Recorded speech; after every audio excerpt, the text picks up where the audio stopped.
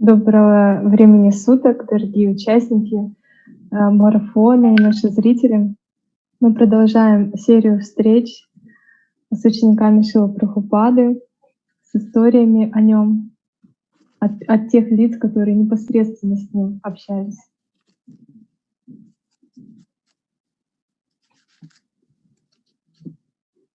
Можно начинать, да, или как?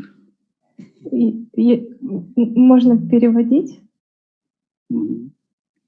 Я имею в виду, кто сейчас будет говорить? Я буду продолжать говорить, но я вот останавливаюсь до перевода. Ну, я думаю, это не обязательно переводить. Я могу синхронно перевести, чтобы не надо было останавливаться. Да. Да? Лучше будет так? Да, да. Окей, еще раз повторите, чтобы я запомнила.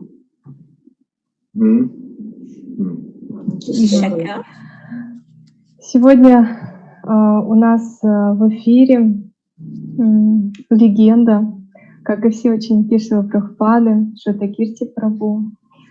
Он переехал в храм в возрасте 19 лет, и это было в 1972 году.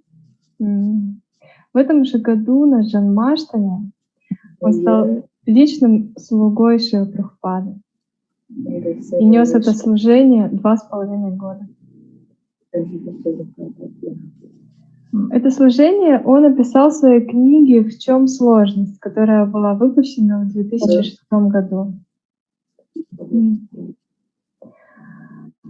После служения он остался на Гавайях и руководил рестораном, который назывался Говинда, и также был президентом храма.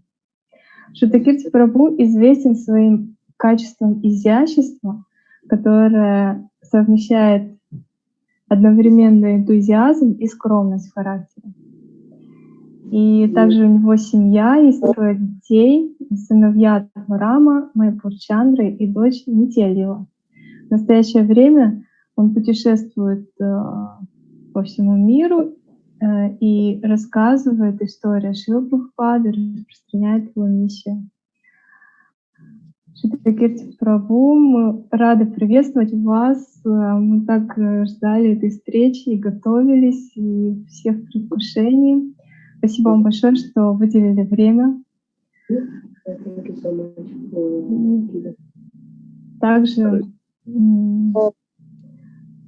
я бы хотела передать слово матушке Мондакини, духовной сестре Шрутакирти прабху. So, good evening, or good morning, or good afternoon, dear friends, dear devotees from all over the world. Добрый вечер, доброе утро и добрый день всем преданным по всему миру. We hope you are feeling in a very good mood, very happy, hearing about the Srimad Bhagavatam and hearing all the different sessions all day. Надеюсь, что вы все испытываете огромное наслаждение и счастье, слушая Шримад Бхагаватам и все остальные выступления в течение всего дня. So today we are very happy, very honored and very excited to welcome online our dear Шрутакирти прабху. И сегодня мы очень счастливы, испытываем огромное ликование, и, имея эту возможность представить вам нашего дорогого Шрутакирти прабху. And the cherry on the cake is that he has an extraordinary translator. И это как вишенка на торте. Extraordinary. Yeah, we are very lucky to have also online His Holiness Ambrish Maharaj. И И мы счастливы, что у нас есть такой экстраординарный переводчик, как Амбариш Махарадж, потому что он это не переведет. He will not translate it. Yeah. So you are going to discover Srila Prabhupada through the eyes of Shrutakirti, who has been for more than 2 years and a half, day by day, constantly with him. Шрутакирти Прабху имел эту огромную удачу в течение 2,5 лет, в течение 24 часов в сутки находиться рядом с Шрилой Прабхупадой и служить ему. In his intimacy. В очень близких взаимоотношениях. But he will probably tell us, we have an idea of what it is to be a servant of Srila Prabhupada, and everybody is thinking, it's such a wonderful opportunity, such a blessing, and it is. И мы сможем получить представление, что значит быть слугой Шрилы Прабхупады, и вы можете подумать, что это огромная милость, огромное благословение, оно так и есть. But it is also yagya, a sacrifice. Но также это огромная ягья или жертвоприношение. Like you cannot go anywhere. You have to stay at Srila Prabhupada's door all the time. Вы не можете никуда уйти. 24 часа в сутки вы должны сидеть рядом с дверью Шрилы Прабхупады. Day and night and day. День и ночь, ночь и день. And if by any chance you are not there, you are going to see what happens. И если так случилось, что вы не оказались на месте, вы сейчас узнаете, что тогда будет. So please, dear Shrutakirti Prabhu, we are all eagerly, like thirsty children, listening to you now. И мы теперь все горячо желаем услышать вас, испытываем огромную жажду. Харе Кришна. Харе Кришна. Услышать вас, испытываем огромную жажду. Namaste Saraswati Devi Gauravan Kuchanini Visesa Sandvari Kaskata Desatan Panchapati Rupati Prasanduga Evacha Patitanam Pavanebhyo Vaishtavebhyo Namo Namaha. Hare Krishna. Hare Krishna. So first I have to thank both Course Maharaj, you being here to do the translation work this evening for me. Хотел бы поблагодарить всех, кто сегодня принимает участие, в том числе переводчика. And my god sister Moндакини, who's been working diligently to see that I was here this evening to do this class. И также свою духовную сестру Мондакини, которая приложила все возможные усилия, чтобы я сегодня дал эту лекцию. I have to admit, we're, I guess, now about 3 months, almost 3 months into being locked down here in Vrindavan at MVT. Уже почти 3 месяца я нахожусь здесь, во Вриндаване, на территории MVT. And recent developments that have happened, of course, I just 2 days ago I lost a good friend from England, young lady, Dharma Prabhu. She left her body just the other day, and with Bhakti Shru Maharaj in the USA, there's just so many things going on right now. 2 дня назад я потерял своего дорогого друга, матушку Дхарму из Лондона, которая оставила нас, и сейчас в реанимации находится Бхактичару Махарадж, и много всего происходит. So that's one thing, of course, as Moндакини said, and as was announced, I was with Prabhupada a long time, almost 2.5 years. Как уже объявила матушка Мондакини, я был с Шрилой Прабхупадой в течение длительного времени, почти 2,5 года. And I was very fortunate in that I got to be with him during so much intimate times. И мне очень повезло, я находился с Шрилой Прабхупадой в такой близости, очень интимной близости. But at the same time, I also did get to see how much practical Srila Prabhupada was, especially in his preaching activities. Также мне довелось увидеть, как Шрила Прабхупада был практичен в своей проповеднической деятельности. Well, we say growing up in America, there was one saying, even a song, Mama said there'd be days like this. You know, Prabhupada always said there would be days like this ahead for us. И Шрила Прабхупада произносил какое-то изречение, что будут такие дни, как сейчас, что-то такое американское какое-то высказывание. Когда он рос, была песня такая, что будут дни такие. Это вот лирика из песни. Шрила Прабхупада тоже говорил, что такие дни, как вот сейчас, они будут происходить. See, especially in the West, in the USA, Prabhupada had to make us understand this material world was not a nice place. И, конечно же, Шрила Прабхупада донес до нас эту мысль, что этот материальный мир — это не самое лучшее место, совсем не хорошее место. So whatever else was going on, he always gave that very practical side. If someone would die, if there was difficulties, he always say, this is material world.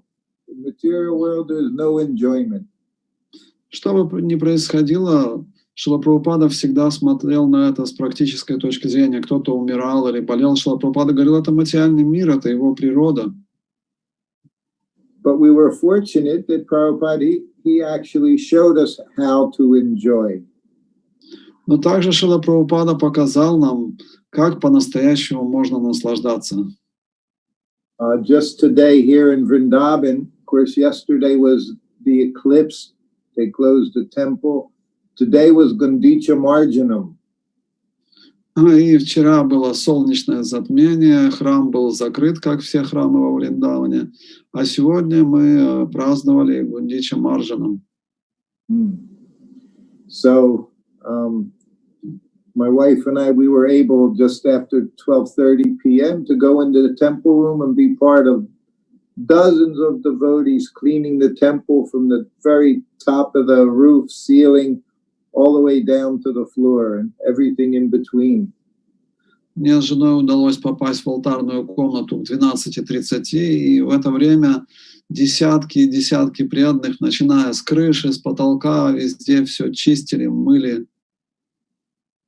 And from the very beginning, of course, coming into the temple and of course being with Prabhupada, I was able to see, as Prabhupada said, cleanliness is godliness. С самого начала, когда я начал посещать храмы, когда я уже начал свое общение с Шрилой Прабхупадой, я слышал от Шрилы Прабхупады, что чистота сродни божественности. One time here in Vrindavan, in his room, Prabhupada told me there's 3 sources of disease. Здесь, во Вриндаване, однажды Шрила Прабхупада сказал, что у всех болезней есть 3 причины. First one is uncleanliness. Первое – это нечистота. Overeating. Второе – переедание. And the last one is anxiety. И третье – беспокойство. So Prabhupada said all disease in the material world comes from one of these 3 things.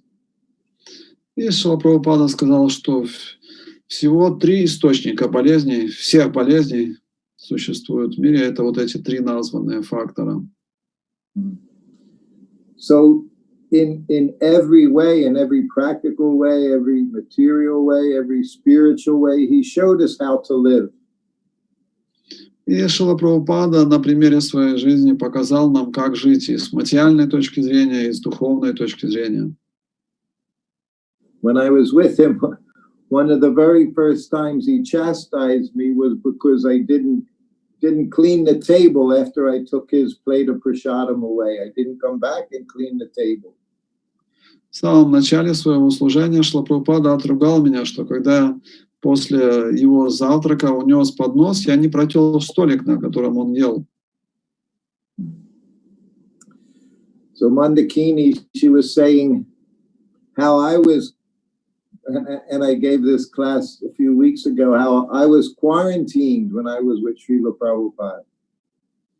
Матушка Мондакини это уже упомянула. Я пару недель назад давал эту лекцию, в которой я объяснял, что я вот находился в этом карантине с Шрилой Прабхупадой. So I was saying, this is how Prabhupada trained us up. to live in a very simple way and not be agitated, to come to the mode of pure goodness. Шрила Прабхупада научил нас этому простому образу жизни, когда мы живем очень просто, и при этом ум не приходит в возбуждение, мы возвышаемся до гуны чистой благости.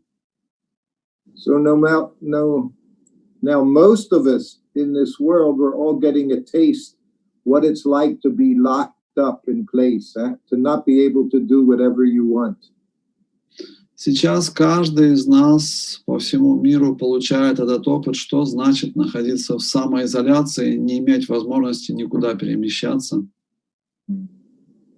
Here in Vrindavan in MVT, we haven't been more than 100 meters from our front door in the last 3 months. За последние 3 месяца здесь, во Вриндаване, нам не удавалось отойти больше, чем на 100 метров от своей двери. So I'm sure some of you have had to do similar things. Я уверен, что многие из вас тоже получили такой опыт. But you can imagine to be with Prabhupada. I joined him, I was 20 years old. И представьте себе, вот что это означало быть Шрилой Прабхупадой. Я присоединился к Шриле Прабхупаде, когда мне было 20 лет. And Prabhupada, he traveled with, we say, his entourage. There were generally 3 of us. Шрила Прабхупада путешествовал с несколькими людьми. Обычно это было 3 человека. So ideally, Prabhupada had his secretary, his servant, and his Sanskrit editor. Шрила Прабхупада обычно был его слуга, секретарь и редактор санскрита. And they all had very specific services. У каждого из них было свое особое служение. The secretary, he took care of all the travel arrangements. He dealt with all the different temples. Секретарь обеспечивал все необходимое для путешествия, он связывался со всеми храмами. He had to arrange the ticketing, the passports, the visas, and he also, of course, typed the letters. Он обеспечивал все, что нужно, все, что касалось билетов, паспорта, виз и еще что-то. And of course, the Sanskrit editor, his service was always to do with the books Prabhupada was translating. Редактор санскрита, он работал с теми книгами, которые переводил Шрила Прабхупада. But the servant, his activities were very simple. He had to be very close to Prabhupada's room so he could answer the bell when Prabhupada rang the bell. Обязанность слуги была очень простая. Нужно было сидеть под дверью и слушать, как только звучал колокольчик из комнаты Прабхупады, нужно было туда бежать. So, of course, remember, this is 1972, 1973. There's no texting, there's no internet, there's no computers. There's just a hand bell that he would ring.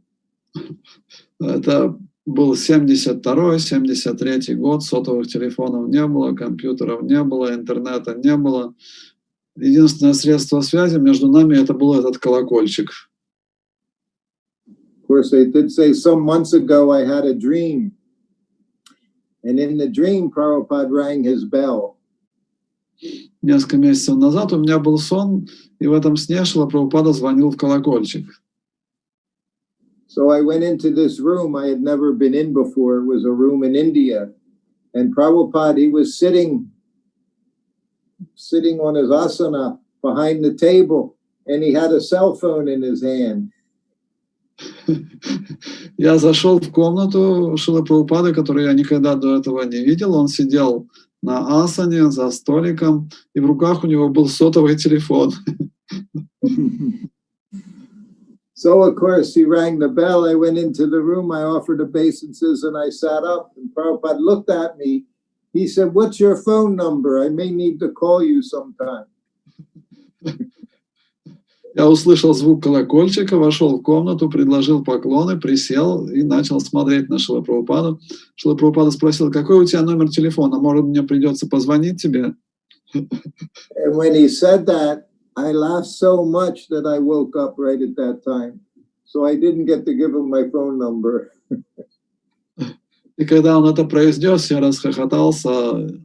You did not give him your phone number? I woke up from the dream, so no, I didn't give him. I didn't get his phone number. Didn't give him my phone number. Я, да, испытывал такие чувства, что я сразу проснулся и не успел дать Шриле Прабхупаде свой номер телефона. But there was none of these things. All there was Prabhupada ringing the bell, and I had to be close enough to hear that bell 24 hours a day.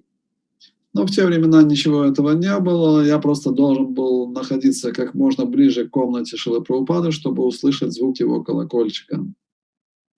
So even though I was with Prabhupada, I went around the world with Prabhupada 4 times. И я был всегда рядом с Шрилой Прабхупадой. 4 раза я объехал вокруг света вместе с Шрилой Прабхупадой. But wherever we went, my spot was the same. I was in the room right next to Prabhupada 24 hours a day. Но служение везде было одно и то же. Я всегда находился под дверью той комнаты, в которой находился Шрила Прабхупада. And the only time I would leave that room was to go on the morning walk with Srila Prabhupada. Единственное, когда я отходил от этой комнаты, когда Шриле Прабхупаде нужно было идти на утреннюю прогулку.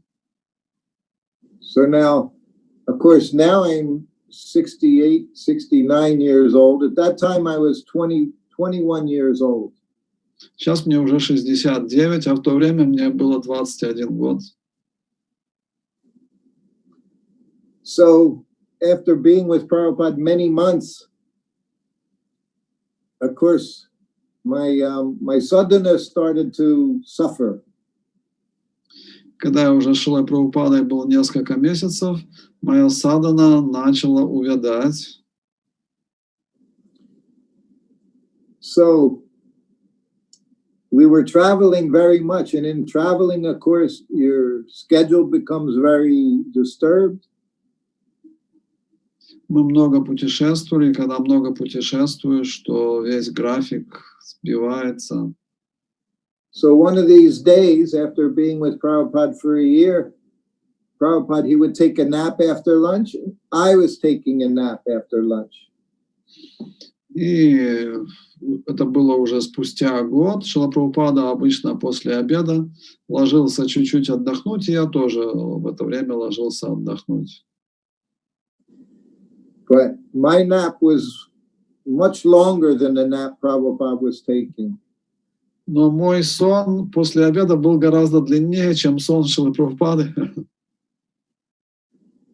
So as I was lying on the floor sleeping in the room next to Prabhupada, finally I could hear the bell ringing, ringing, ringing. И вот я нахожусь рядом с комнатой Шрилы Прабхупады, сплю, и тут наконец-то до меня доходит звук колокольчика. Шрила Прабхупада звонит, звонит, звонит. So I woke up, I ran into Prabhupada's room, and I'm offering my obeisances. Я просыпаюсь, забегаю в комнату Шрилы Прабхупады, приношу свои поклоны. And while I'm offering obeisances, I'm trying to make my eyes look like I was awake. I'm exercising my eyes on the floor. И пока я произношу пранама мантру в поклоне, я начинаю упражнять свои глаза, чтобы они выглядели так, как будто я не спал. But Prabhupada, he knew what I was doing, and while I'm still offering obeisances, he's yelling at me. Но Шрила Прабхупада хорошо знал, чем я занимался, поэтому еще я в поклоне, а Шрила Прабхупада уже кричит на меня. And my head's down on the floor, and I hear Prabhupada say, "Why aren't you chanting your rounds?" Я приношу свой поклон, еще в поклоне Шрила Прабхупада говорит, ты что там, круги повторяешь? So that was the last thing I imagined I would ever hear Prabhupada say to me. Это последняя вещь, которую я ожидал услышать от Шрилы Прабхупады. And I didn't know what to say. Я не знал, что ответить. And I had just been sleeping, so even my brain wasn't functioning very well. Я только спросонку, мой мозг еще не работает нормально. So I looked at Prabhupada and I said, Prabhupada, I'm sitting in my room all day long. Я поднимаюсь, говорю, Шрила Прабхупада, я сижу в этой комнате для слуг целый день. And because I'm sitting there all day long in my room, I'm not getting my rounds done. И Шрила Прабхупада, поскольку я сижу в этой комнате, мне с трудом удается заканчивать свои круги. Which was not a very intelligent thing to say. I had so much time in my room, I couldn't get my rounds done. И это была не самая разумная вещь, которую в этой ситуации можно было сказать, потому что времени-то у меня было достаточно, чтобы свои круги закончить. Now what you have to understand, Prabhupada's not like anyone else. И одну вещь, которую вы должны понять, что Шрила Прабхупада не был похож ни на кого другого. And you can never imagine how Prabhupada will act in any situation. Никогда невозможно было предсказать, как Шрила Прабхупада будет действовать в данной конкретной ситуации. So when I said that to Prabhupada, he didn't yell, he didn't laugh. He looked at me very seriously and he said, what can we do? И Шрила Прабхупада не стал кричать, не стал делать какие-то замечания. Он посмотрел на меня и сказал, что мы можем сделать? I just told him I'm not getting my rounds finished because I sit in my room all day long. And as all he said, я только пожаловался, что не могу закончить свои круги из-за того, что целый день сижу в этой комнате. But he didn't say that was a very foolish thing to say. He didn't say it was nonsense. He just said, what can we do to fix it? И Шрила Прабхупада не стал ругаться, не стал говорить, что вот ты негодяй, там, глупец. Нет, он просто спросил, а что мы можем сделать, чтобы улучшить ситуацию? So I said, it's very difficult, Prabhupada, just sitting in my room all day. Я сказал, Шрила Прабхупада, мне так сложно целый день сидеть в одной комнате. And he looked at me. He said, why? He said, I'm sitting in my room all day. Шрила Прабхупада тогда спросил, а почему? Я же сижу в своей комнате целый день. He said, I sit in my room all day, you sit in your room all day, and every morning we go out on the walk together. Я сижу в своей комнате целый день, ты сидишь в своей комнате целый день, и каждый день мы вместе выходим на прогулку. He said, then after the walk, we come back and we're in our rooms. И после прогулки мы возвращаемся и сидим в своих комнатах. He said, so what is the difficulty? И он спросил меня, в чем сложность? I said, Prabhupada, I said, you're Haridas Thakur. Я ответил, Шрила Прабхупада, но вы же как Харидас Такур. I said, you can sit in one place and chant. I said, it's very difficult for me. Вы можете сидеть в одном месте целый день, повторять святые имена. Для меня это сложно. So you can see the first thing is Prabhupada just wanted to solve the problem for me. И первая вещь, которую в этой ситуации можно заметить, что Прабхупада хотел помочь мне решить проблему. And he didn't try to make me feel bad about the situation. И он не пытался сделать так, чтобы я почувствовал себя плохо в этой ситуации. And he said, what can we do? Он просто сразу спросил, а что можно сделать? Of course, I just said, I don't know, Prabhupada. И я ответил, не знаю, Прабхупада. And he said to me, go call Karandar. И тогда он сказал, иди позови Карандару. Karandar, he joined in 1969. He was the GBC there in Los Angeles. Карандара присоединился в 1969 году, и к этому времени он уже был GBC в Лос-Анджелесе. So I ran out of Prabhupada's room. I went across the street to Karandar's office. I got Karandar, said, Prabhupada wants to see you. Я быстро вышел из квартиры Шрилы Прабхупады, перебежал дорогу в офис Карандара и сказал: Шрила Прабхупада хочет тебя увидеть. So then we both went across the street together. We go back into Prabhupada's room, and now we both offer obeisances. Мы вместе пересекаем дорогу, поднимаемся в квартиру Шрилы Прабхупады, заходим к нему в комнату и кланяемся. And Prabhupada, he looks at Karandar. He said, so Shrutakirti is not getting his rounds chanted. Шрила Прабхупада смотрит на Карандару и говорит: Шрутакирти не может закончить свои круги. And he says he's not getting his rounds chanted because he's sitting in his room all day. И он не может закончить свои круги, потому что он целый день сидит в этой комнате. Prabhupada saying this over and over with a straight face. He's not laughing, he's just very serious. И Шрила Прабхупада говорит все это с серьезным лицом, он не смеется. He said, so how can we help him? И Шрила Прабхупада спрашивает его, как мы можем ему помочь. So then Karandar sitting there, he's seriously thinking. Карандара сидит и с серьезным лицом размышляет. And then Prabhupada looked at us. He said, I have an idea. Шрила Прабхупада смотрит на нас и говорит: мне пришла идея. He looked at Karandar. He said, can you get another dictaphone machine? Он обращается к Карандаре и говорит: можешь мне раздобыть еще один диктофон? Karandar, yes, Prabhupada. Карандар говорит: да, Прабхупада. And he looked at me. He said, you know how to type? И Шрила Прабхупада смотрит на меня и спрашивает: ты знаешь, как печатать на печатной машинке? I said, yes, Prabhupada. Я говорю: да, Прабхупада. He said, so you get a dictaphone machine and you put it in my other sitting room. Шрила Прабхупада говорит: тогда ты должен получить вот второй диктофон, положить его в рабочей комнате. In New Dwarka, Prabhupada had two sitting rooms. They were almost the same. У Шрилы Прабхупады были две рабочих комнаты в Лос-Анджелесе. So he said, here at this table, I'm translating Srimad Bhagavatam on this dictaphone machine. Сидя за этим столиком, я здесь занимаюсь переводами Шримад Бхагаватам, надиктовываю на этот диктофон. He said, so you put the dictaphone machine in the other room? He said, and I'll begin translating Chaitanya Charitamrita on it. Ты потом забираешь этот диктофон, ставишь мне второй, и я начинаю надиктовывать Чайтанья Чаритамриту.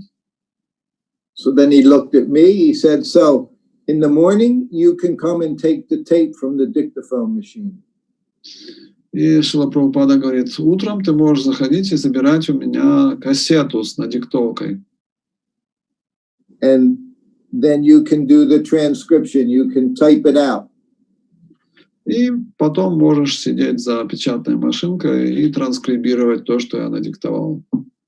He said, so then you'll have some more service to do in your room.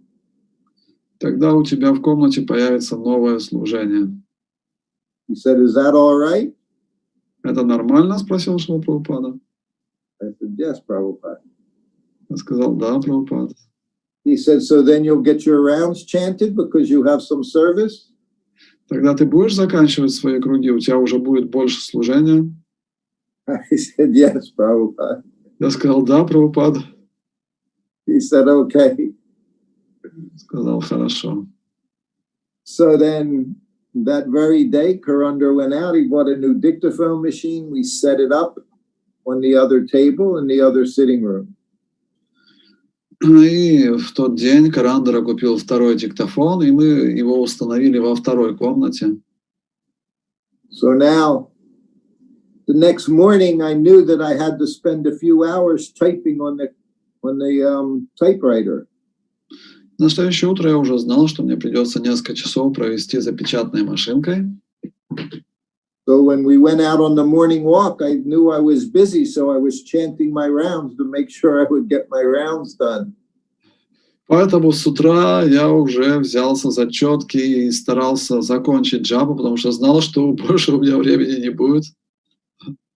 So then I came and I took the tape. I went to my room. I spent a few hours typing in my room that day, listening to Prabhupada speaking. Затем я зашел в комнату Шрилы Прабхупады, взял кассету, на которой была сделана запись, и несколько часов сидел, распечатал и слушал Шрилу Прабхупаду. So because I had more service to do, I chanted my rounds. Поскольку у меня появилось больше служения, я начал повторять свою джапу. So the next morning on the morning walk, again, I went out on the walk with Prabhupada. I'm right next to him. I'm chanting my japa. На следующее утро вместе с Шрилой Прабхупадой я отправился на утреннюю прогулку, я шел за ним, повторял джапу. But he didn't do any tape that night on Chaitanya Charitamrita. Но в тот вечер он не делал никакой надиктовки по читанию Чаритамрите. And the next morning I went on and there was no tape on Chaitanya Charitamrita.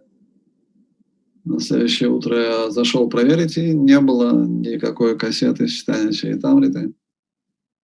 But because he took all that time to fix my problem, now I was again chanting my rounds.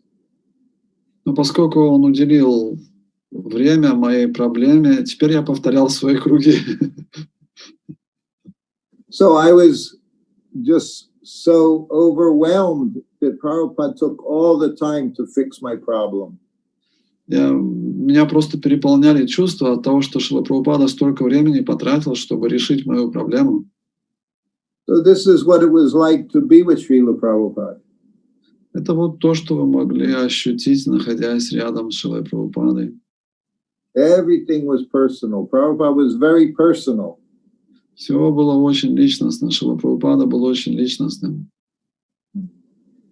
But to be with him, the schedule was very different.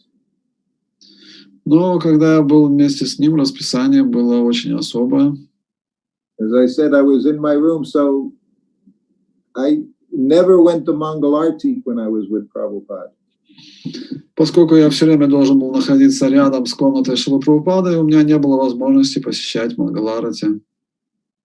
When I joined him, no one ever told me any rules or regulations, what to do, but I just assumed that I didn't go to Mangalarti. Когда я присоединился к этому служению Шриле Прабхупаде, никто мне толком не объяснял, что я должен делать, но я принял это как само собой разумеющееся, что я не должен ходить на Мангаларати. So it was again after being with him for a year, we were back there in Los Angeles. Prabhupada stayed there for 1 month. И вот в течение года я путешествовал с Шрилой Прабхупадой, и через год мы опять вернулись в Лос-Анджелес. So it was good when Prabhupada stayed somewhere for a long time, then you could develop a regular schedule. И это было здорово, когда Шрила Прабхупада на более длительное время оставался в одном месте, тогда хотя бы можно было выработать какое-то расписание. And I would even get to speak to my godbrothers at times. They would come to where I was. Мне удавалось хотя бы поговорить со своими духовными братьями, они иногда заходили в ту комнату, где я находился. So these two friends of mine, they asked me to come to Mangalarti. И вот двое друзей, они попросили меня пойти на Мангаларати. Now again, in any temple, I never went to Mangalarti. Обычно во время всех путешествий, даже в храмах, я не посещал Мангаларати. Because Prabhupada could just ring this bell. Потому что в это время Шрила Прабхупада мог позвонить в свой колокольчик. Usually he never rang his bell at night time. Обычно ночью он не звонил в свой колокольчик. But sometimes he did. Но иногда он это делал. But they kept asking me to come to Mangalarti, saying to come to Mangalarti. So finally I agreed to attend Mangalarti with them. И они продолжали настаивать, давай, сходишь на Мангаларати, и в конце концов я согласился. Of course, Prabhupada, he also didn't go to Mangalarti. Шрила Прабхупада тоже не ходил на Мангаларати. The morning time, early in the morning, was when Prabhupada did his translation work. So during that time, 1 o'clock, 2 o'clock, 3 o'clock. Именно ночью Шрила Прабхупада занимался переводами. В час ночи, в 2, в 3 он все это время переводил. And then, of course, around 5 o'clock, he would get ready for the morning walk. В 5 утра он готовился к выходу на утреннюю прогулку. So, of course, finally, the one morning I went to Mangalarti so I could be with my friends and attend Mangalarti. Вот однажды утром друзья уговорили меня, я пошел вместе с ними на Мангаларти. And of course, that very morning, Prabhupada rang his bell. И именно в это утро Шрила Прабхупада позвонил в свой колокольчик. And no one was there to answer his bell. И там никого не было, кто бы мог ответить на его звонок. So finally, at Mangalarti, after about 15 minutes, my godbrother, Sanskrit editor, he's tapping me on the shoulder. Prabhupada wants to see you now. И прошло 15 минут Мангаларати, и редактор санскрита, мой друг, стучит мне по плечу и говорит: Прабхупада хочет видеть тебя прямо сейчас. For us, that was a very scary phrase. Prabhupada wants to see you now, and he's really mad. Это была такая устрашающая фраза. Шрила Прабхупада хочет видеть тебя прямо сейчас, и он очень разгневан.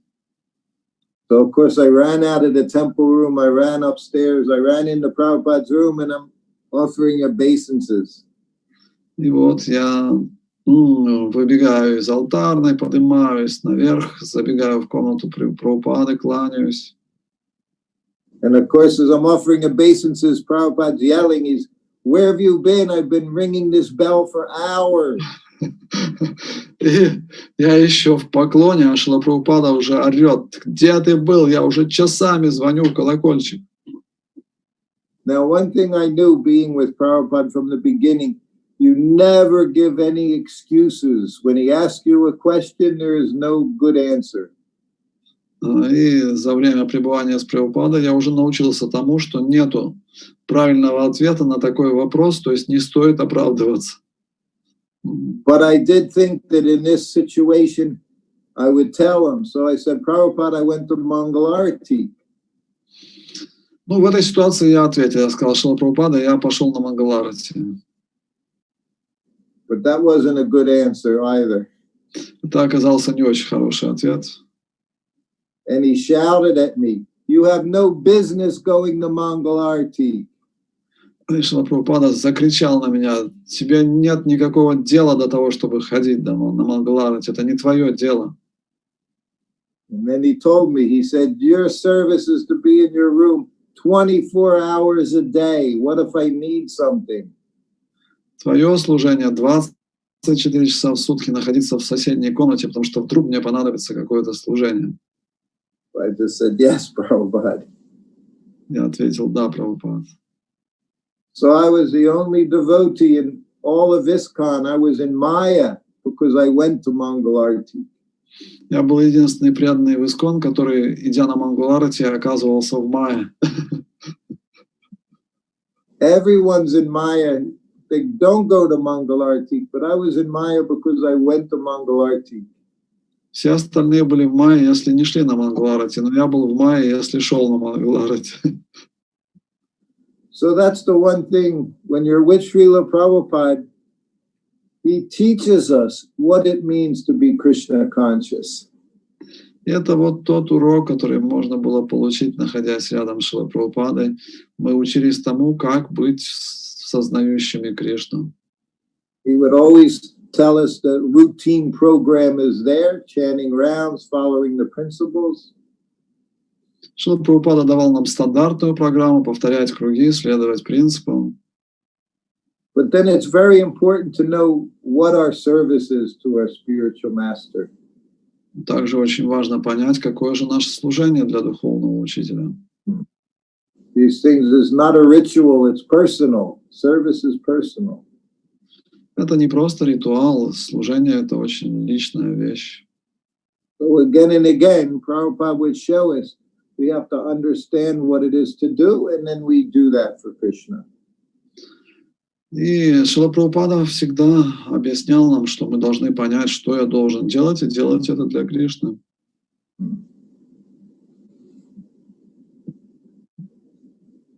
I'll tell one other story in Los Angeles about what it was like to be with Prabhupada.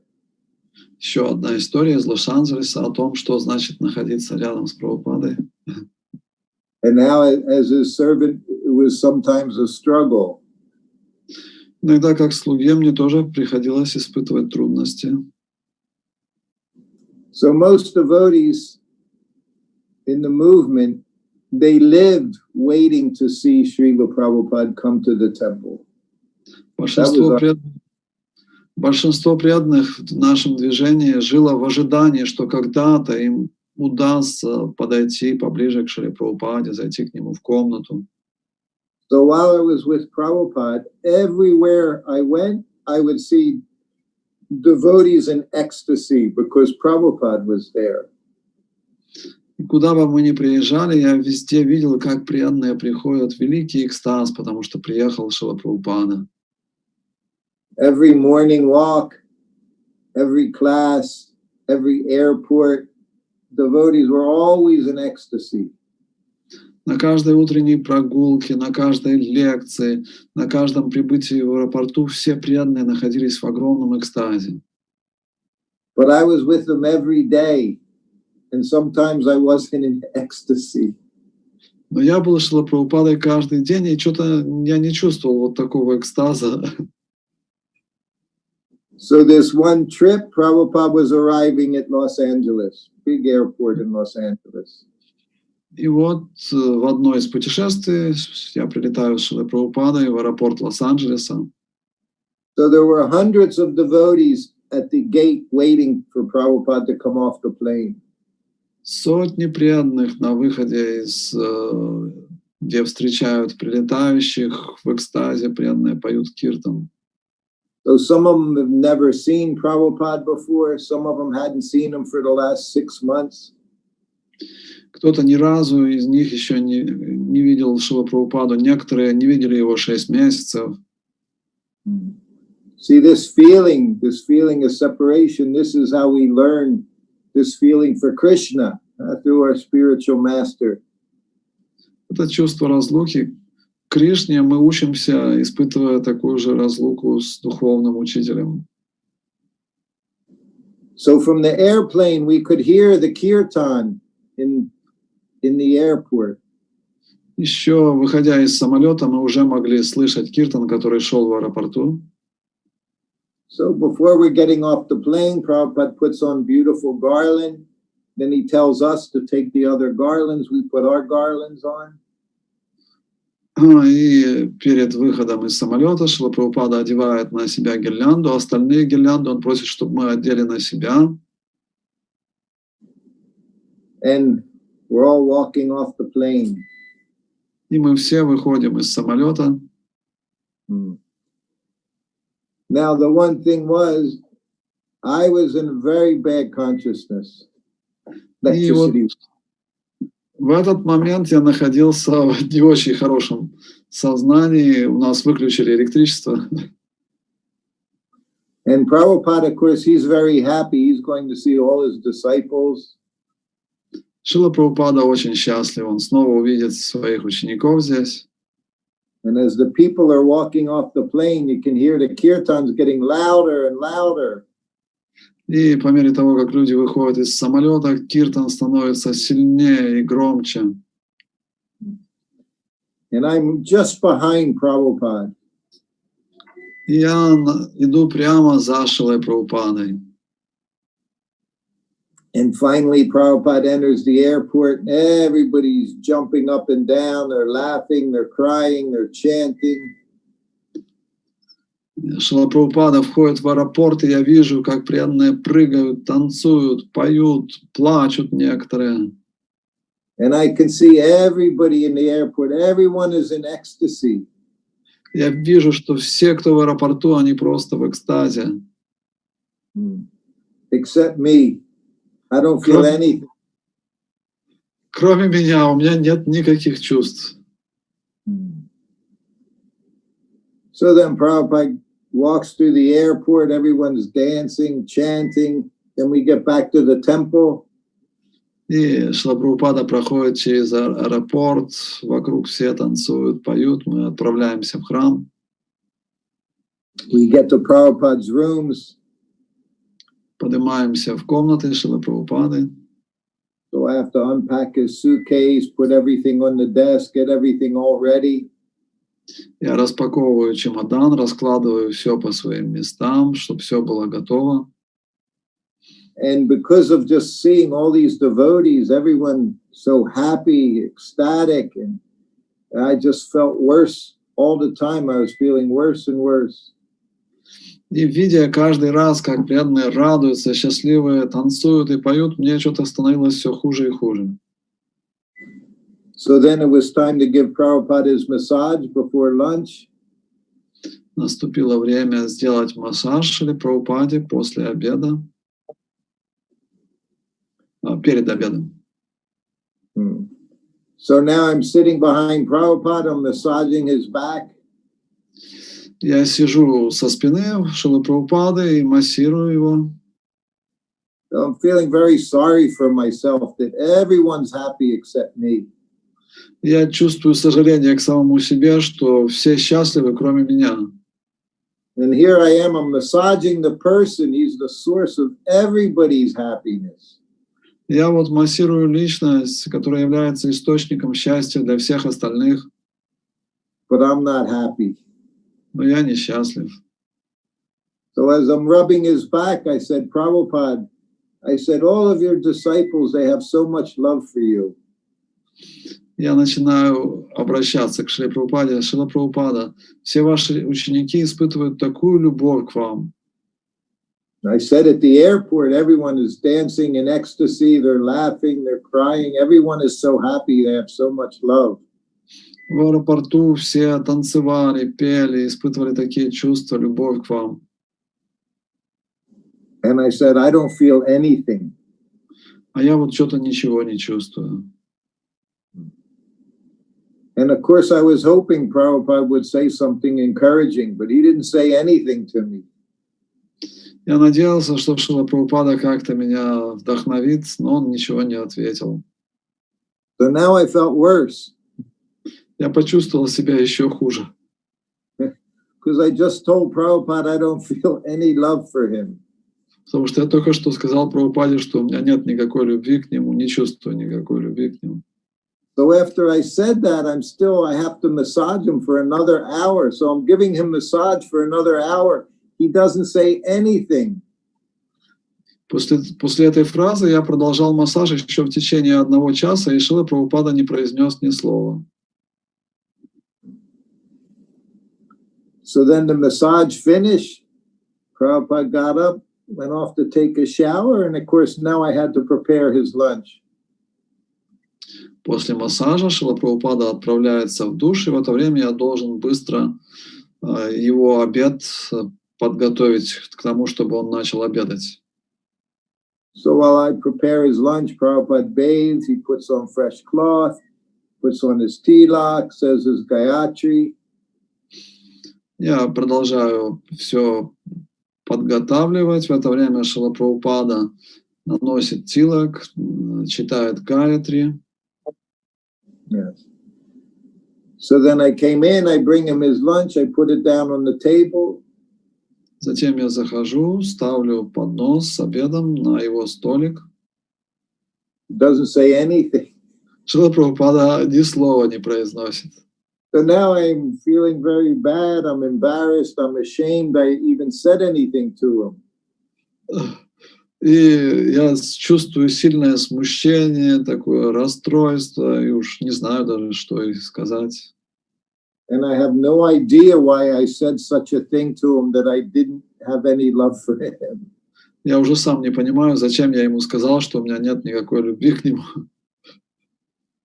So then, of course, I have to go in and out of the room, bring him 1 chapati, 2 chapati, 3 chapati, in and out of the room, back and forth.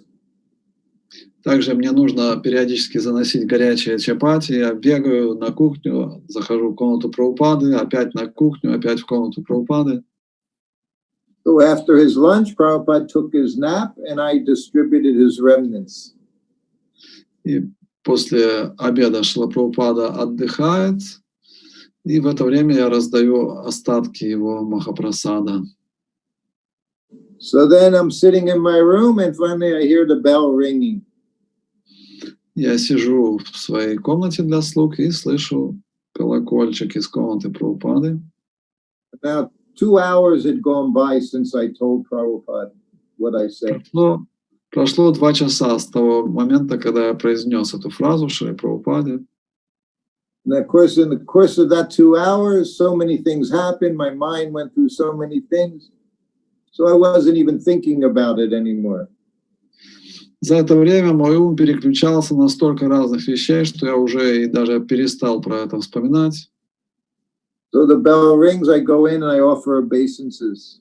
Колокольчик звонит, я забегаю в комнату, кланяюсь. And I sit up and Prabhupada looks at me. Я присаживаюсь, и Прабхупада начинает меня рассматривать.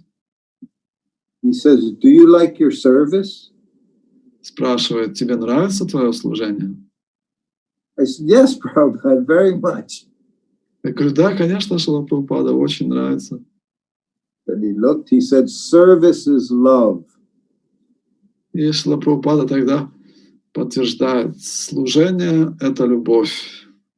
He said, "Service is love." He said, "People can sing and dance, jump up and down." He said, "But your service is love." Шрила Прабхупада говорит, люди могут высоко прыгать, петь, танцевать, но служение — это любовь. He said, "So you just keep doing your service, everything will be all right." Если ты будешь продолжать свое служение, то все будет хорошо. I said, "Thank you, Prabhupada." Я сказал спасибо, Прабхупада. So this is our business. Our business is about service, serving the spiritual master. Это наше главное дело — служить духовному учителю служением. And if we just do our service through all situations, then everything will be all right. Если мы будем продолжать наше служение при любых обстоятельствах, тогда все будет хорошо. And He's given us everything to prepare ourselves for this situation we're in now. Он дал нам все необходимое для того, чтобы подготовиться к той ситуации, в которой мы сейчас. We know that He would always say, and nothing else, you can sit anywhere and chant Hare Krishna. Если совсем больше ничего не можете делать, говорил Шрила Прабхупада, да, просто сидите и повторяйте Харе Кришна. So actually our whole process is to train us up for situations that, like we're in now. Поэтому вся наша жизнь была подготовкой к той ситуации, в которой мы находимся сейчас. But the devotee is happy. He can chant, dance, take a little prasadam. When you get tired, take rest. Шрила Прабхупада говорит, если преданный счастлив, он может петь, танцевать, принимать прасадам. Если устал, то отдыхать. Yes. So we could stop here, I think, if there are any questions or comments. На этом мы можем пока остановиться. Если есть какие-то комментарии или вопросы. Спасибо большое, Шрутакирти Прабху. Мы сегодня раскрыли для себя еще одну грань Шрилы Прабхупады. Это было великолепно. Спасибо вам большое. Thank you so much that today we have got one more angle of seeing Шрила Прабхупада. И у нас есть вопрос с прямого эфира, задает матушка Светлана. Расскажите, пожалуйста, о том, над чем смеялся Шрила Прабхупада. Были ли у него любимые шутки? Could you please describe why was there cases when Шрила Прабхупада was laughing, and what was the reason of his laughing? What was his favorite jokes?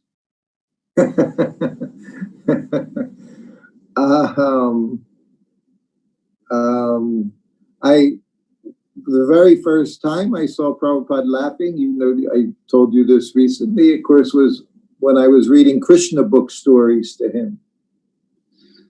Первый раз я увидел Шрилу Прабхупаду смеющимся, когда я его увидел первый раз в его садике в Лос-Анджелесе, когда он попросил меня читать для него книгу Кришна. And it was 2 days in a row I was reading stories about the demons. And when Krishna Balaram would be killing the demon, Prabhupada started laughing and laughing and laughing, and whole body was shaking. 2 дня подряд я читал Шриле Прабхупаде историю о том, как Кришна Баларама убивают демонов, и когда я доходил до этого места, что Кришна убивает демона, Шрила Прабхупада начинал сотрясаться от такого вселенского смеха, все его тело просто распирало, и он весь трясся. Of course, Prabhupada, he would tell, sometimes even on the Vyasa-san, he would tell stories to his disciples. He would tell these jokes, Indian jokes. Даже сидя на Вьясасане, иногда Шрила Прабхупада своим ученикам рассказывал индийский юмор. Yes, he would very often tell stories about Gopal Ban. Очень часто Шрила Прабхупада рассказывал истории о Гопал Бане. Sometimes the devotees, Westerners, we didn't understand the humor. И очень часто мы, западные люди, не понимали этот юмор. But it was the very first thing that attracted me so much about Prabhupada was his sense of humor, his laughing. To see devotee laughing was impressed me very much. И это было, наверное, самым первым качеством, которое привлекло меня в Прабхупаде, когда я увидел, как преданный смеется. Prabhupada, he was very clever. He could also be very sarcastic. Шрила Прабхупада был очень острый разум, и также он мог быть очень саркастичным. Спасибо большое. Вот у нас еще один вопрос поступил от Надежды. Какие были любимые блюда у Шрилы Прабхупады? Thank you very much. Next question. What was the favorite preparations of Srila Prabhupada? People ask, I have a hard time. Prabhupada liked everything. Шриле Прабхупаде все нравилось. Of course, everything was very, what he showed us in early ISKCON, Vedic kind of cooking. Конечно, это были те блюда, которые сам Шрила Прабхупада научил нас в ранние годы ИСККОН. He liked sweets very much. Of course, he liked his Bengali sweets. Ему очень нравились бенгальские сладости. And we know they called him, when he was young, he was Kachori Mukhi. He liked Kachori very much. В детстве его прозвали Качори Мук за любовь к качори. And I'd have to say, of course, every day, almost every day, I cook for him rice, dal, chapatis, and a few vegetables. So that's what he ate every day. So he even liked chapatis very, very much. У него была стандартная повседневная диета, которую я готовил для Шрилы Прабхупады: рис, дал, чапати и несколько видов овощей. Даже чапати он любил. Prabhupada liked prasadam. He liked to eat prasadam. И Шрила Прабхупада очень любил кушать прасадом. And he liked regulation in taking Также prasadam. он любил, чтобы это принятие прасада было по расписанию. And he had a glass of hot milk every night. И каждый вечер он выпивал стакан горячего молока. So that was always very important to get some milk every day, he said, for himself and for his disciples. И поэтому было очень важно раздобыть молоко ежедневно для Шрилы Прабхупады, и тоже он советовал делать и своим ученикам. Спасибо большое. У нас еще появились вопросы. Вот такой вопрос. Выделял ли Шрила Прабхупада любимых учеников? То есть было ли у него такое отделение? И как он относился к ученикам? Дополните этот вопрос, как можно. Thank you very much. Did Шрила Прабхупада had some favorite disciples? А вторая часть, в конце, что вы сказали? И как он относился к своим ученикам, то есть какое у него было отношение к ученикам. And what was Srila Prabhupada's attitude towards his disciples? Well, it was years ago, someone asked me a question like if Prabhupada treated any disciple special. Несколько лет назад меня спросили, было ли какой-то любимчик у Шрилы Прабхупады, к которому он по-особенному относился. And the person who asked was a disciple of one of my god brothers, who of course was spent time with Prabhupada. И этот преданный, который задал этот вопрос, он был учеником моего духовного брата, который довольно много был с Шрилой Прабхупадой. So it was the first time I had ever been asked a question. Это был первый раз, когда мне подобный вопрос задали. What I thought just for a short time. Я подумал в течение короткого времени. And I said, yes, all of them. Я ответил, да, Шрила Прабхупада по-особенному относился ко всем ученикам. So that was part of Prabhupada's charm. He treated everyone special. He made everyone feel special. If you were in front of him, he made you feel special. Была особая черта Шрилы Прабхупады, что когда вы находились рядом с ним, каждый из вас чувствовал себя кем-то особенным. He showed interest in everyone that came before him. Он проявлял интерес к каждому, кто появлялся перед ним. And he never made you feel like you were in his way. He needed to do something else. He never looked at his watch. He was always just there. И он никогда не давал вам почувствовать, что вы ему тут здесь не нужны. Он никогда не смотрел на часы, когда с вами разговаривал. So it's something Prabhupada had. He was very content in himself. So he was content with everyone. Это была такая особая черта Шрилы Прабхупады, что он всегда был удовлетворен в себе, поэтому и он выражал это удовлетворение по отношению ко всем остальным. He was a devotee of Krishna, and he just wanted to make everyone devotee of Krishna, so they could be happy. Он был преданным Кришны, и он хотел, чтобы все остальные тоже стали преданными Кришны и были счастливы. And it's described in Srimad Bhagavatam. Just by seeing a pure devotee, just by seeing their smile, one can become Krishna conscious. И в Шримад Бхагаватам описывается, что просто увидев преданного, увидев его улыбку, человек может стать сознающим Кришну. Once one of Prabhupada's disciples said, Prabhupada, everyone loves you. And Prabhupada said, it's because I love everyone. Один ученик сказал Шриле Прабхупаде: «Шрила Прабхупада, вас все любят». Шрила Прабхупада ответил: «Это потому, что я всех люблю». So that's what it was like. You could see that Prabhupada genuinely cared for everyone. Это то, что можно было ясно видеть. Шрила Прабхупада проявлял искреннюю заботу о каждом. It wasn't done to try to get anything. You know, it wasn't a manipulation. He genuinely cared. Он никогда не пытался кем-либо манипулировать, что-то взять от человека. Наоборот, он проявлял искреннюю заботу. Спасибо большое, Шрутакирти Прабху. И у нас есть тоже такой вопрос. Как-то выделял Шрила Прабхупада распространителей книг, санкиртанщиков, больше, чем преданных, которые занимаются другим служением. И было ли у него деление между служениями по важности? Thank you so much. Next question is about Srila Prabhupada's attitude towards book distributors.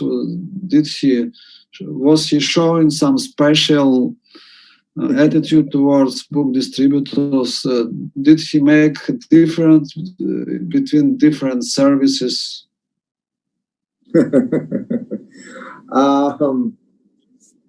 Prabhupada had a way of speaking to encourage everyone in their services. Шрила Прабхупада таким образом обращался к своим ученикам, что всех вдохновлял. And of course, he would say it was because of the books that were taken seriously, because philosophy is there. Также Шрила Прабхупада говорил, что нас воспринимают всерьез благодаря книгам, потому что мы представляем философию. And the books, of course, were important for everyone to distribute, but also for reading ourselves. И эти книги были важны с точки зрения распространения, но также они были важны для того, чтобы мы сами их читали. Prabhupada also understood the power of his books. Шрила Прабхупада также осознавал могущество своих книг. And he would say if someone just touches a book, he says their life can become perfect just by taking a book, touching a book. Одно из высказываний Шрилы Прабхупады, он говорит, что даже если человек просто прикоснется к книге или возьмет книгу, то его жизнь станет совершенной. And the books are important to distribute because whatever else happens, the books are there, the philosophy is there in the books. Anyone can understand. Поэтому очень важно распространять эти книги, потому что любой, кто получает эти книги, он потом имеет возможность в любой момент обратиться к этой книге, она будет рядом с ним. Just like we see now what's going on, anytime all of this can be gone, all this digital world can be gone, but books will be there. Как сейчас мы видим, что происходит в мире, вот эта вся цифровая техника в любой момент может накрыться, но книги останутся. And of course, he described his society, where his society is a preaching mission. Также, когда Шрила Прабхупада говорил о нашем движении, об этом обществе, он говорил, что это проповедническая миссия. And he also said that, how much can you say to a person in a few minutes? He said, but you give them a book, you can change their life. Также Шрила Прабхупада говорил, чего стоит ваша трехминутная проповедь, если вы дадите ему книгу, это будет серьезно. So, of course, it's very, very important. As he would say, most important. Так что это очень-очень важно. Шрила Прабхупада говорил самое важное. But then he would also say all the other services were most important. Ну, в отношении других служений Шрила Прабхупада тоже говорил, что они тоже самые важные. Just like I said, everyone was going to Mangal Arti. Prabhupada said most important, but my service was not going to Mangal Arti. Как, например, для всех Шрила Прабхупада давал наставление идти на Мангал-арати, это для них было самое важное, а для меня он сказал, что для тебя самое важное никуда не уходить. So we also have to know where our abilities are, right? And whatever we do that for Krishna. Потом мы должны хорошо понимать наши способности и использовать это для Кришны. I told you today, this afternoon, I spent 2-3 hours in the temple cleaning the deity's paraphernalia. Сегодня я уже вам говорил, мы пришли в храм, и в течение 2-3 часов я очистил параферналии божеств. So it was Gundicha Marjana. Сегодня Гундича Марджана. So I joined 49 years ago. This was the first time I ever took part in it in the temple. Я присоединился к движению 49 лет назад, но сегодня у меня была первый раз была возможность вот поучаствовать в этом очищении храма. So our service is always right in front of us, and it can change at any time. Important thing is to do service. Наше служение, оно прямо перед нами, оно в любой момент может измениться, но наше дело продолжать служение. So the preaching is important, of course, because this is what's most pleasing, to distribute the knowledge to the innocent people. И проповедь важна, поскольку это приносит самое большое удовольствие Шриле Прабхупаде делиться с людьми этим знанием. Okay. Спасибо большое. Нас сейчас смотрят около 100 человек в прямом эфире, и поступают вопросы. И я хотела спросить матушку Мондакини, может быть, она хотела задать вопросы, и потом бы я продолжила из эфира задавать. Dear Moндакини Mataji, would you like also to ask some questions or to share your realization? Yes. Yeah. I would like to ask 3 questions. 3 вопроса.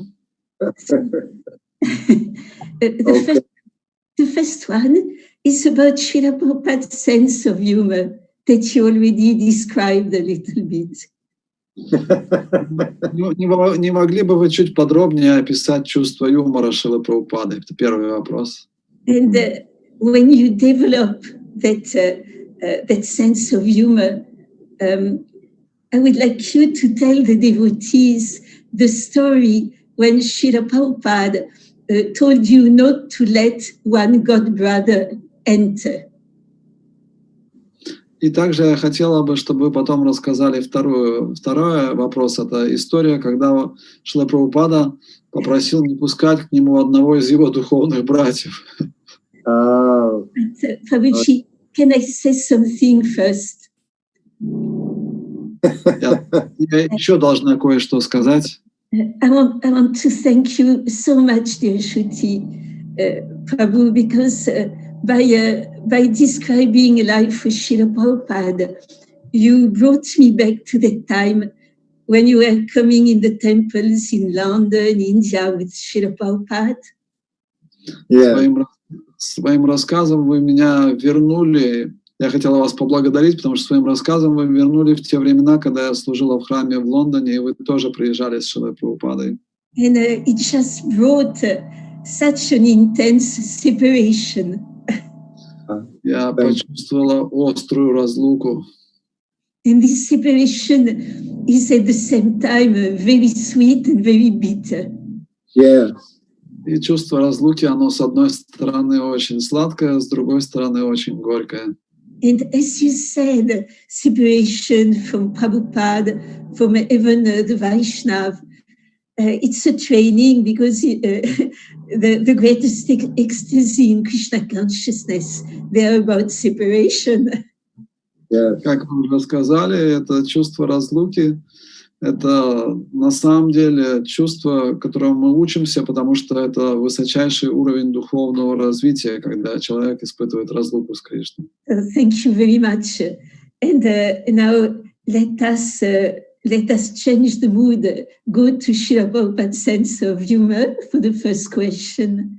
Давайте теперь учимся к чувству юмора Шрилы Прабхупады. Это первый вопрос.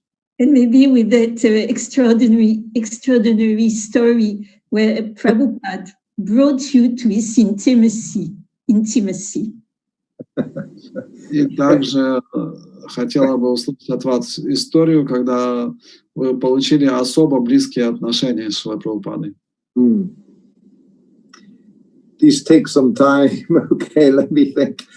You know the story you told when that god brother wanted to come in, and Prabhupada says, I have no time. He's always talking about the past. Don't let him. Yeah. Okay. Эту историю помните о духовном брате, которого Шрила Прабхупада попросил не пускать, чтобы тот не тратил пустое время. So again, Maharaj, I told this recently, I think, in Mayapur. Недавно, да, когда мы описывали Майяпур, я рассказывал эту историю. One of Prabhupada's sannyasi godbrothers was coming to visit him in Mayapur every afternoon. Один духовный брат Шрилы Прабхупады, саньяси, каждый день уже после обеда приходил навестить Шрилу Прабхупаду. So one afternoon after he left, Prabhupada rang the bell and called me into his room. И в один из дней, после того, как духовный брат ушел, Шрила Прабхупада позвонил в колокольчик, вызвал меня в комнату. So he said, when Maharaj comes, I don't want to see him. Если Махарадж еще раз придет, я больше не хочу его видеть.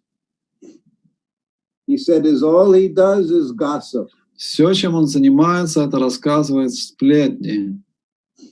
He says he comes here and he tells me what our God brothers are doing. He tells me what his disciples are doing. Он начинает мне рассказывать, чем занимаются мои духовные братья, потом про своих учеников начинает рассказывать. He tells me what's going on in the different mats in Mayapur. Все последние новости, что происходит в разных матхах в Майяпуре. He says, I'm not interested in hearing all this gossip. Мне абсолютно неинтересно слушать все эти сплетни. He said, so if he comes, I don't want to see him. Если он придет, я больше не хочу его видеть. He said if he would speak philosophy or if he would speak from Chaitanya Charitamrita, something nice, he said it would be very nice to be with him. Если бы он говорил о читании Чаритамрите, о философии, так здорово было быть вместе с ним. But all he wants to do is gossip. Но все, чем он хочет заниматься, это сплетни. So I said, yes, Prabhupada. So this was Prabhupada's god brother, not my god brother. И я сказал, да, Прабхупада, это был его духовный брат, Шрилы Прабхупады, не мой духовный брат. And he's telling me to prevent him from going in. И Шрила Прабхупада теперь говорит, что я не должен его пускать. So, of course, the very next afternoon, his god brother came back, he walks up the stairs, and I'm at the top of the stairs. На следующий же день этот духовный брат опять приходит, он поднимается по лестнице, я стою как раз у лестницы. And he said, I'm here to see Maharaj. Я пришел увидеть Махараджа. Of course, Prabhupada his rooms were just there, but Prabhupada was resting. Комната Шрилы Прабхупады была в 2 шагах, но он в это время отдыхал. So I just said to him, that's okay. I said, but Prabhupada's resting, so I can't disturb him. Я сказал, ну это нормально, но Шрила Прабхупада отдыхает, я не могу его побеспокоить. So this went back and forth a few times, and he's saying, Prabhupada told me whenever I come, I can see him. И это продолжалось еще несколько раз. Он говорит, Прабхупада мне сказал, что когда я прихожу, я могу в любое время его увидеть. Again, I said, yes. I said, but he's taking rest. I said, so I can't disturb. Я ему отвечал, ну да, конечно, но сейчас он отдыхает, поэтому я не могу его побеспокоить.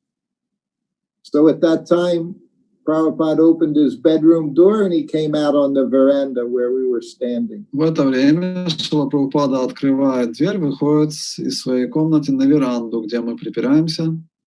So Prabhupada had just gotten up from taking rest. He's fixing his dhoti. Шрила Прабхупада отдыхал, он только встал с постели, он поправляет свою дхоти. He saw his godbrother. He said, oh, Maharaj. He said, go ahead, go sit down in my room. He said, I'll be right there.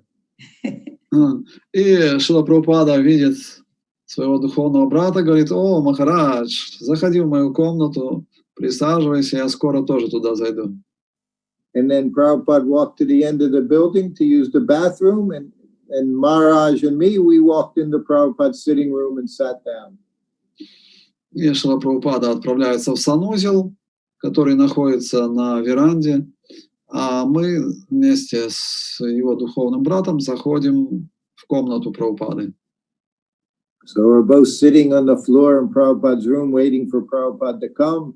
And of course, he's not talking to me, not looking at me, he's mad at me.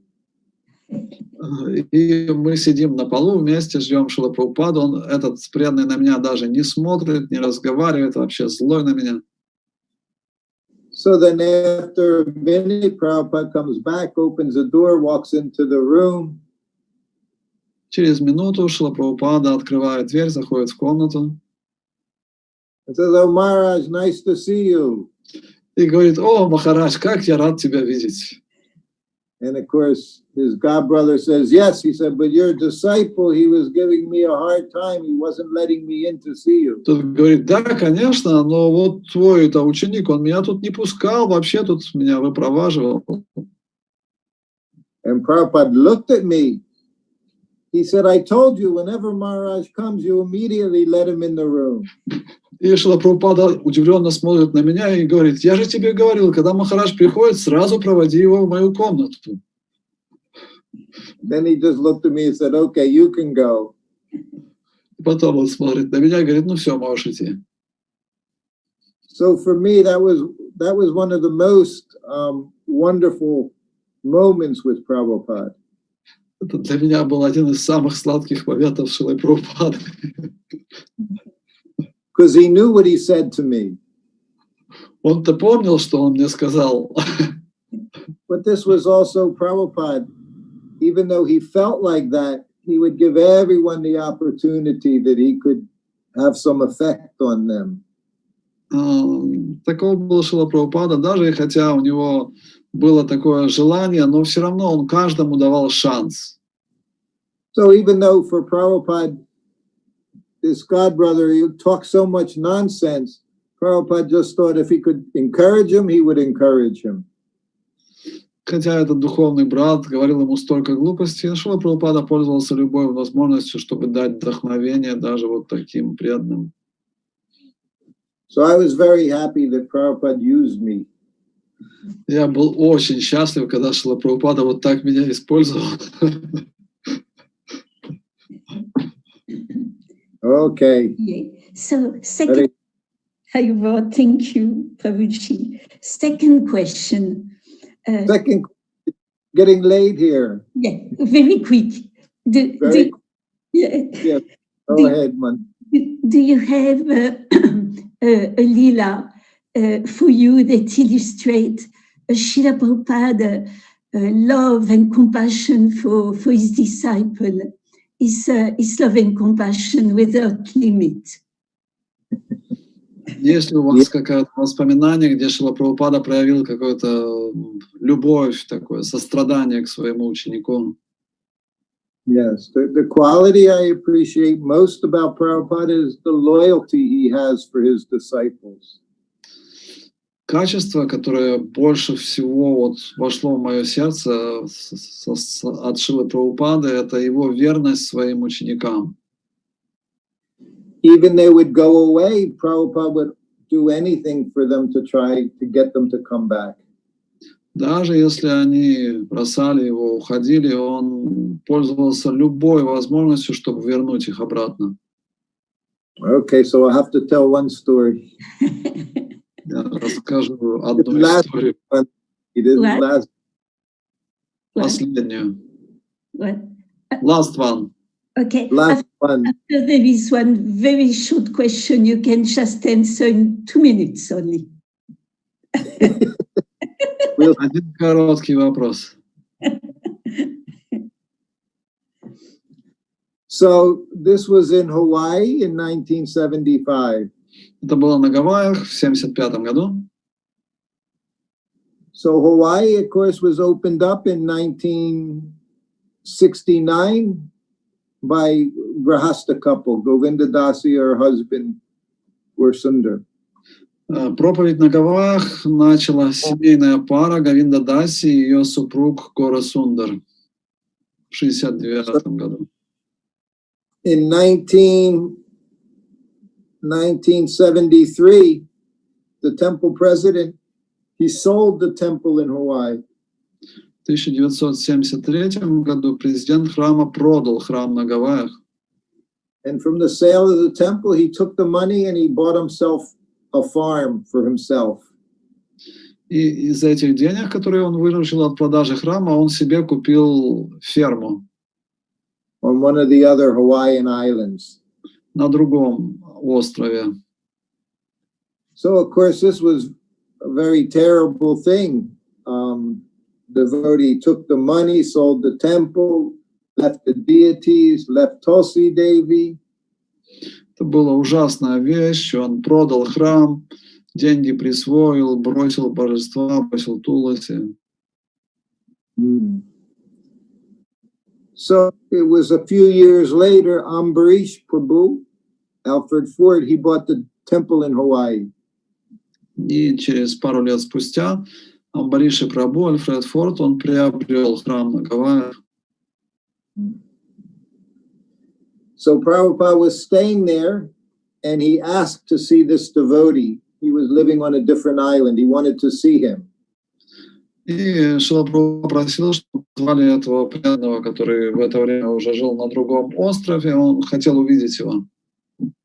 And he even, in 1975, he flew over to one of the other islands to try to see him there, his disciple. И Шрила Прабхупада даже полетел на этот остров, чтобы увидеть этого ученика. But he wasn't able to see him, and he came back to the temple in Hawaii. Он не смог его увидеть и вернулся в храм на Гавайях. So one day, I was giving Prabhupada massage before lunch. И однажды перед обедом я делал Шриле Прабхупаде массаж. And this devotee, he came into the room. И вот в комнату заходит этот преданный. And now he had a beard, long hair. Он отпустил бороду, длинные волосы. So this was a devotee that had taken the money, he bought his own property. So now he heard Prabhupada wanted to see him, so he came. Это вот был преданный, который продал храм, присвоил деньги, купил себе ферму. И вот он услышал, что Шрила Прабхупада хочет его увидеть, и приехал. So it was just Prabhupada and me in the room, and I'm massaging Prabhupada's back, and he came in and he sat down in front of Prabhupada.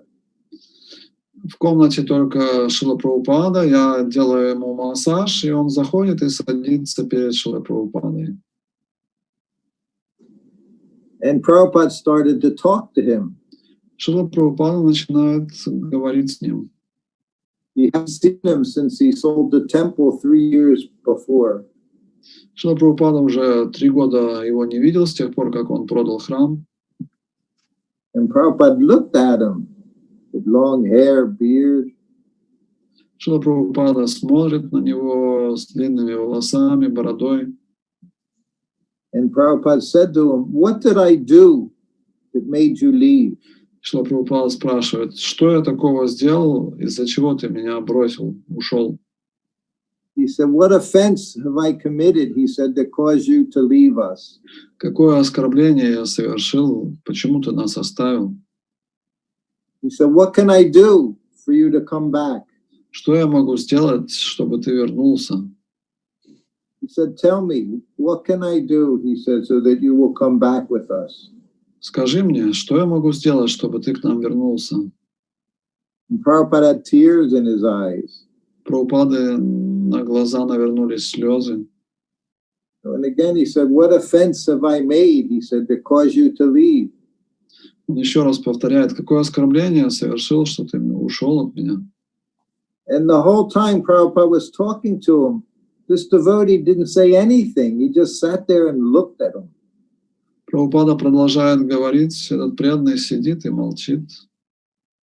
And then finally Prabhupada said, "Okay," he said, "you can go." В конце концов, Шрила Прабхупада говорит, ну хорошо, можешь уходить. So he got up and he left. Он встал и ушел. So after he left, and I'm still massaging Prabhupada behind, massaging his back. Я продолжаю массировать Шрилу Прабхупады, сижу сзади него. And Prabhupada said, "He's a big rascal." Шрила Прабхупада говорит, он большой мошенник. But I love him. Я люблю его. That was it. So that's how Prabhupada, that's how he felt about anyone did some service. What to speak of these devotees early on who did so much service. Prabhupada would do anything for them. Вот так Шрила Прабхупада чувствовал по отношению к тем ученикам, которые делали для него служение, особенно по отношению к первым ученикам, которые сделали столько служения. He didn't ask him about the money. He didn't ask him what he'd been doing. He just said, "What can I do for you to come back?" Шрила Прабхупада не говорил, почему ты присвоил деньги, почему ты храм продал. Нет, он говорил, что можно сделать, чтобы ты вернулся. Okay. Prabhuji, now it's just a very personal question, just 2 minutes we ask to all the God brothers and God sisters who come. Dear Shrutakirti Prabhu, if in 2 minutes Srila Prabhupada would be in front of you, what would you tell him? What would you ask him? Короткий вопрос. Если бы сейчас перед вами появился Шрила Прабхупада, о чем бы его спросили, что бы попросили у него? You know, Prabhupada always says, I only ever ask my spiritual master one question. How can I serve you? Шрила Прабхупада, обычно рассказывая о духовном учителе, говорил, я задавал своему духовному учителю только один вопрос, как я могу вам служить? The one thing Prabhupada said to that god brother who was coming to see him, he criticized Prabhupada for not going to the Lord Chaitanya's birthplace to go to the samadhi of his Guru Maharaj, Bhaktisiddhanta Saraswati. Духовный брат, который приходил к Шриле Прабхупаде, он критиковал Шрилу Прабхупаду и говорил, почему вы не приходите к самадхи духовного учителя, не выражаете своего почтения. So this is what he complained to Prabhupada, said, your god brothers criticize you that you don't offer your respects to your spiritual master. Он доложил Шриле Прабхупаде, что ваши духовные братья критикуют вас за то, что вы не приходите к самадхи, не выражаете почтение своему духовному учителю.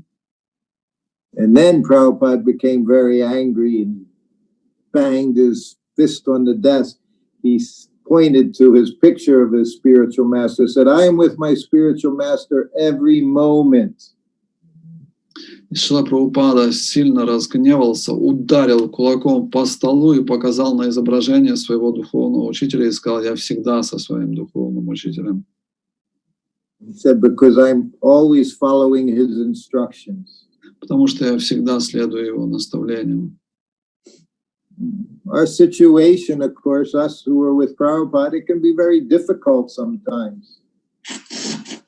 Иногда, находясь рядом с Шрилой Прабхупадой, мы могли чувствовать какие-то сложности.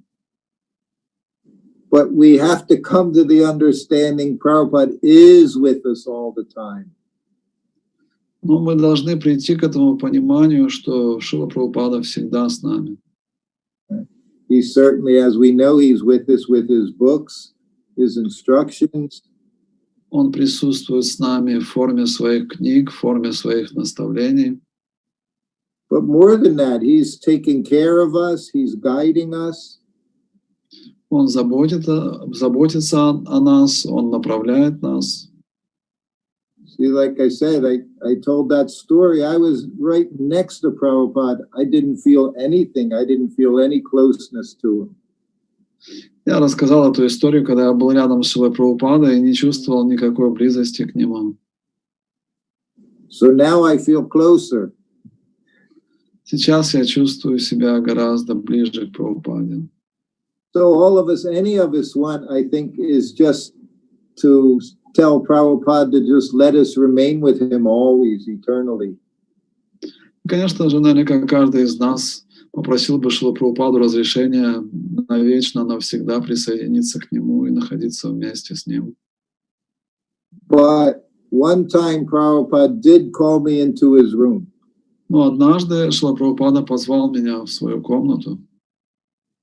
And he looked at me and he said, we're not so advanced that we want to come back life after life and do service here. И он сказал, мы не настолько продвинуты, чтобы желать приходить сюда жизнь за жизнью, выполнять здесь служение. He said, we want to have the desire to go back home, back to Godhead. Мы должны иметь желание вернуться домой, обратно к Богу. And he said, we're not so advanced to think that way. Мы не настолько продвинуты, чтобы думать, что буду приходить жизнь за жизнью. So I think if we could say anything to Prabhupada, would be get me out of here. Поэтому, если бы о чем-то можно было и попросить Шрилу Прабхупаду о том, чтобы выбраться отсюда. Prabhupada told me his only desire was to go back home, back to Godhead, and eat kachori and laglu with Krishna. Однажды Шрила Прабхупада сказал мне, что у него есть одно единственное желание отправиться домой к Богу и есть качори и луглу вместе с Кришной. So that's what we want to do. That's what Prabhupada gave us. И это то, чего мы хотим, то, что дал нам Шрила Прабхупада. So even you, Maharaj, you're going to have to eat sweets when you go back to the spiritual world. Даже ты, Махарадж, получишь там сладости, когда вернешься в духовный мир. You're going to have to perform austerity and eat big lagdus and rasgullas. Сейчас мы совершаем аскез, а там мы получим большие ладу и расагулы. Вы должны будете делать аскезу тем, что вы будете кушать эти качори и лагу в духовном мире. Yes. That's our business. Это наше главное занятие. Okay. Thank you. Спасибо. Спасибо большое. You want very much? Thank you so much. Thank you. Thank you for making it happen, Moндakini. Thank you, dear brother. And thank you again, Maharaj, for translating. Харе Кришна. Thank you very much. Maharaj, thank you so Or much. Hare Krishna.